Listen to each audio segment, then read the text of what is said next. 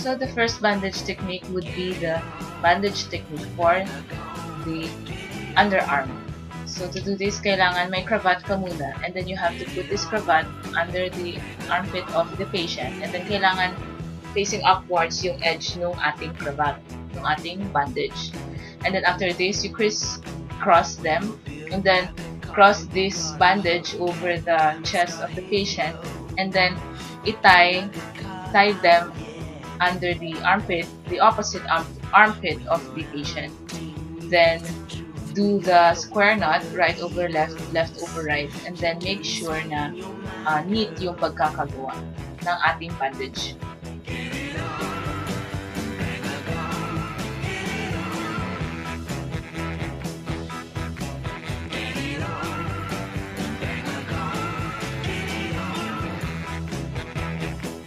So second off would be the forehead and head bandage technique. So to do this, kailangan may cravat ka muna. So put the cravat sa may forehead, crisscross it sa may likod, and then bring it again to the front. So like the usual, do a square knot, right over left, left over right, and then you have to tuck the ends sa may bandage mo so that pagkatapos malinis tingnan yung gawa.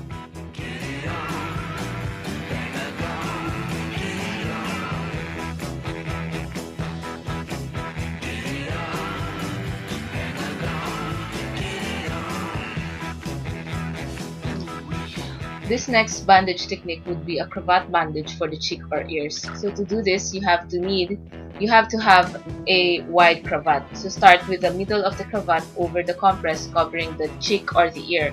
And then carry one end over the top of the head and the other under the chin. So cross the ends again at the opposite side, and then bring the short end back around the forehead and the long end doon sa may back ng head.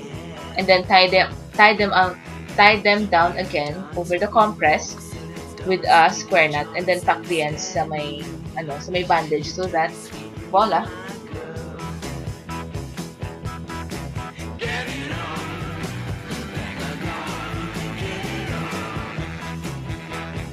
This next bandage po would be the arm sling bandage technique, and this is used po for the arm injuries. So to start off, just drape the triangular bandage over the patient's body, and then make her do the national anthem pose. Only dapat yung kamay niya is dapat lower. And then after you do that, make sure na you drape over the other end of the triangular bandage over her shoulders, and then do a square knot again. Tapos itak mo ulit yung mga excess ends so that yung likod ng ating bandage is neat. And then lastly, dun sa may extra cloth dun sa may elbow side, make sure to tie a knot, and then after you tie the knot, make sure to hide it away so that the bandage would look clean and neat.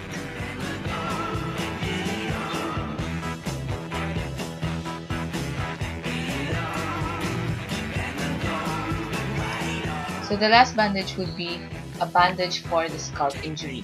So what we do here is that we fold the triangular bandage twice or thrice, and then we put it over the patient's forehead, like the one shown in the video. Put it over the forehead of the patient, and then pull it backwards. So make sure that it is properly placed, and then crisscross it, the two ends of the triangular bandage, and then bring it again to the front before tying it into a square knot.